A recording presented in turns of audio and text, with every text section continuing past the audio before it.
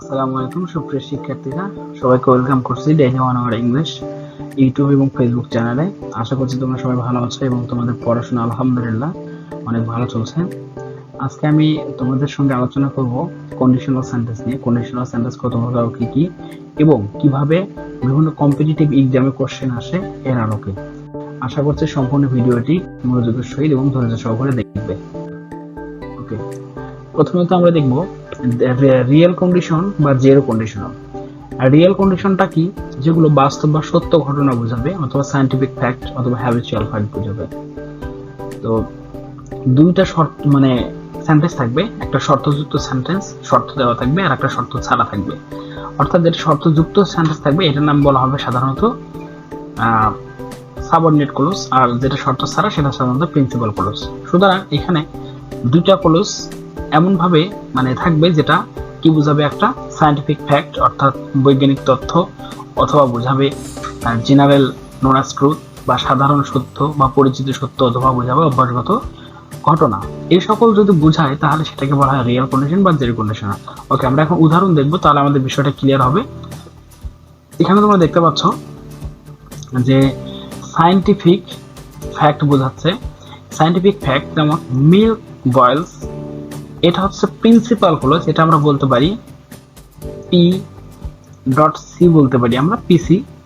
আর এই যে if you heated it 100 degree Celsius, যদি 100 ডিগ্রি সেলসিয়াস তাপ দেওয়া হয় তাহলে মিল্ক ফুটতে শুরু করে। এটা হচ্ছে আমাদের এস বি অর্থাৎ সাবঅর্ডিনেট ক্লজ। ওকে, এখন খেয়াল করো যে এখানে সায়েন্টিফিক একটা ফ্যাক্ট বোঝাচ্ছে, যার কারণে এটা হয়েছে জিরো কন্ডিশনাল। ওকে, আমরা একটা উদাহরণ দেখব যে হ্যাবিচুয়াল ফ্যাক্ট যদি বোঝায় তাহলে সেটা হবে কি? হ্যাবিচুয়াল ফ্যাক্ট বোঝালে অবশ্যই সেটা হবে, হ্যাবিচুয়াল ফ্যাক্ট যদি বোঝায় তাহলে অবশ্যই সেটা হবে হচ্ছে এখন একটু খেয়াল করো, এখানে এখানে এখানে habitual fact, Rahim usually works to school, Rahim সাধারণত হেঁটে স্কুলে যায়। If he has enough time, যদি তার কাছে পর্যাপ্ত সময় থাকে, যদি তার পর্যাপ্ত সময় থাকে তাহলে সে হেঁটে স্কুলে যায়। আমরা এখানে দেখতে পাচ্ছি যে এটা সাধারণ একটা সত্য বোঝাচ্ছে, অথবা এটা বোঝাচ্ছে কি একটা হ্যাবিচুয়াল ফ্যাক্ট, সাধারণ সত্য নয়, এখানে বোঝাচ্ছে হ্যাবিচুয়াল বা অভ্যাসগত সত্য, যার কারণে বা অভ্যাসগত কর্ম বোঝাচ্ছে, যার কারণে এটা হবে জিরো কন্ডিশনাল। ওকে, আমরা আরেকটা উদাহরণ দেখব, তাহলে আমাদের বিষয়টা আরো ক্লিয়ার হবে। জেনারেল নোনাস ট্রুথ যদি সাধারণ সত্য বোঝায় তাহলে অবশ্যই সেটা হবে কি? সেটা হবে হচ্ছে zero conditional. Okay, it gets dark if the sun goes down or sets, যদি সূর্য ডুবে যায় তাহলে অন্ধকার নেমে আসে অথবা অন্ধকার হয়। এটা কিন্তু খুবই একটা সত্য জিনিস, বা সাধারণত সূর্য ডুবে গেলেই কিন্তু চারিদিকে অন্ধকার নেমে আসে। সুতরাং এটা হবে আমাদের জিরো কন্ডিশনাল সেন্টেন্স। আশা করছি তোমরা জিরো কন্ডিশনাল সেন্টেন্স সম্পর্কে ভালো ধারণা পেয়েছো ইনশাআল্লাহ। এখন আমরা দেখব first conditional sentence. First conditional সেন্টেন্সটা কি এখন উদাহরণের মাধ্যমে দেখব। তোমরা এখানে দেখতে পাচ্ছ এটা হচ্ছে 18তম বিসিএস পরীক্ষায় এসেছিল। If a ruby is heated, যদি রুবি তাপ দেওয়া হয়, it dash temporarily loss it colours. অর্থাৎ এখানে আমরা একটু ব্যাখ্যাটা দেখি তাহলে আমাদের জন্য আরো বুঝতে ইজি হবে। এখানে বক্তা ইফ ক্লোজ দ্বারা এমন একটা কাজ বা অবস্থা বর্ণনা করে, দেখো এখানে আছে এমন একটা কাজ বা অবস্থার বর্ণনা করে যে দেখো এমন একটা কাজ বা অবস্থা বর্ণনা করে যা সাধারণত ঘটবে যদি মেইন ক্লোজে ঘটনাটা ঘটে। দেখো এখানে ইট টেম্পোরারিলি লস ইট কালার্স, যে এর কালারটা হারাবে, কখন হারাবে? যদি তাপমাত্রা দেওয়া হয়, তাপ যদি প্রয়োগ করা হয়, তাপ প্রয়োগ করলে তাহলে রুবি তার কালার হারাবে। অর্থাৎ এখানে আমরা দেখতে পাচ্ছি যে একটা কলসের শর্ত যদি পূরণ হয় তাহলে আরেকটা কলসের শর্ত পূরণ হচ্ছে। তাহলে এই সেন্টেন্সটা কি হবে? যদি এরকম হয় তাহলে আমাদের ফিউচার ইনডিফিনাইট টেন্স হবে, একটা হবে প্রেজেন্ট ইনডিফিনাইট আর একটা হবে ফিউচার ইনডিফিনাইট। ওকে, একটু খেয়াল করো যে if a ruby is heated, এখানে আমরা দেখতে পাচ্ছি এটা প্রেজেন্ট ইনডিফিনাইট এবং পরেরটা হবে কি ফিউচার ইনডিফিনাইট, যার কারণে এখানে কারেক্ট অ্যান্সার হবে উইল। ওকে, আমরা নেক্সট সেন্টেন্সটা দেখি।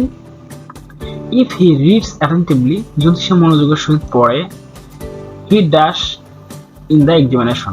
এখানে খেয়াল করো, আবার আমরা ব্যাখ্যাটা পড়ি। এখানে বক্তা মানে এখানে বক্তা ক্লোজ দ্বারা কোনো একটা কাজ বা অবস্থার বর্ণনা করে, কাজ বা অবস্থা, এটা মনে রাখতে হবে। সাধারণত ঘটবে যদি মেইন ক্লোজে উল্লেখিত শর্তটি পূরণ করে।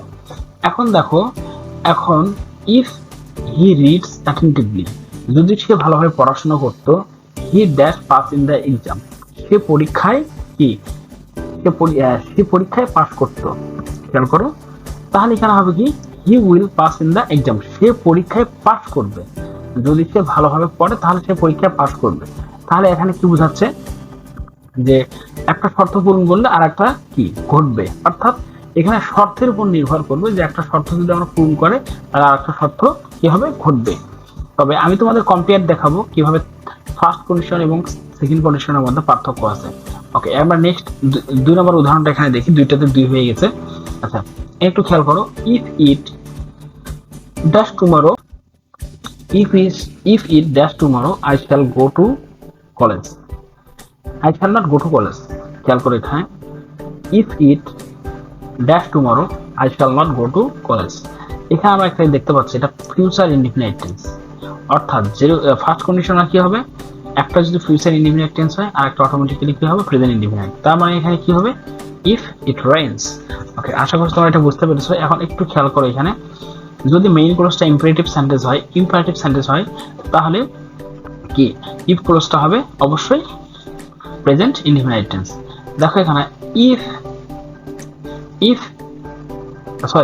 কেম here if you have time, আসলে যদি তোমার হাতে সময় থাকে।